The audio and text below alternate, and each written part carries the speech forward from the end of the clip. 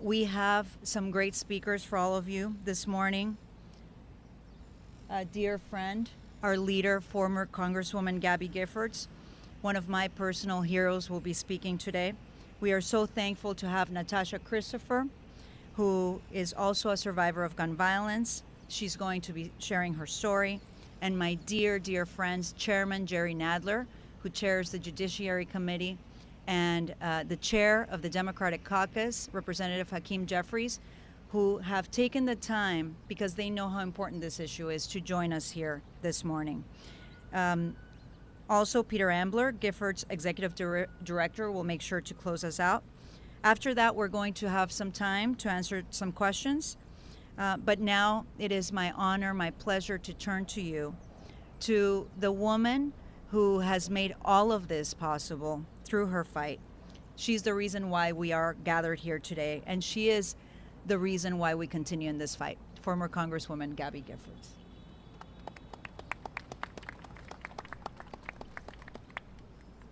Stopping gun violence takes courage. The courage to do what's right, the courage to new ideas. I've seen great courage when my life was on the line. Now is the time to come together. Be responsible. Democrats, Republicans, everyone. We must never stop fighting. Fight, fight, fight. Be bold. Be courageous. The nation's counting on you. Thank you very much.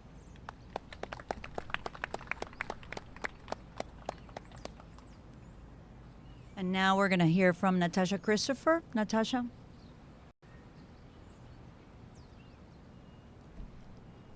Good morning. My name is Natasha Christopher. 9 years ago, I lost my 14-year-old son, Akil Christopher, to senseless gun violence. My son was walking home from a high school graduation party and was shot in the back of his head. My son would survive for 14 days and then died on his 15th birthday, July 10, 2012. That would change my whole life. But I tell people, I'm able to stand here today because of a pain that gave me purpose. Losing my son gave me the strength and the courage to continue fighting for others, right? I would be remiss if I stand here and just talk about my pain. I could not be standing here if it wasn't for certain people in the community which I reside.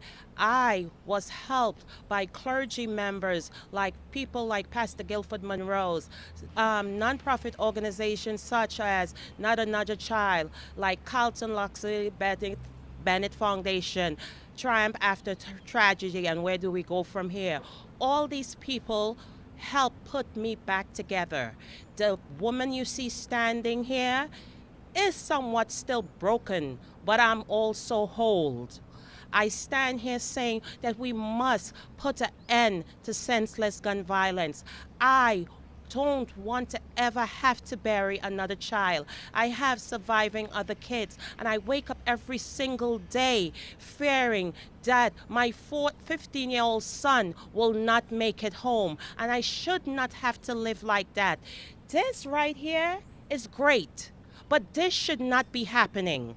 We should not be out here for something like this. This is not what I want to be standing here for. I will stand here and support the Congresswoman because I believe in her cause. But this is not what we're supposed to be standing here for.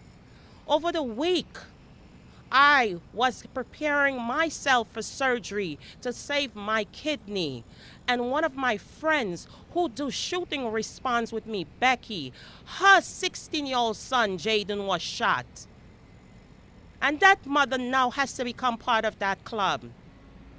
And the work that we do is important, but I need the Congress, we need Congress people, the people that make the laws, to come together and find a way to save our community.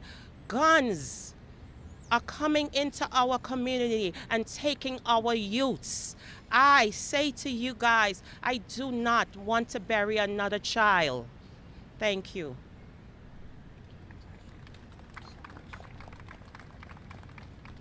Now it's my great honor to introduce Representative Jerry Nadler, Chairman of the Judiciary Committee, the man responsible for making sure that in the 116th Congress we passed the first piece of gun safety bill in over 20 years, H.R. 8.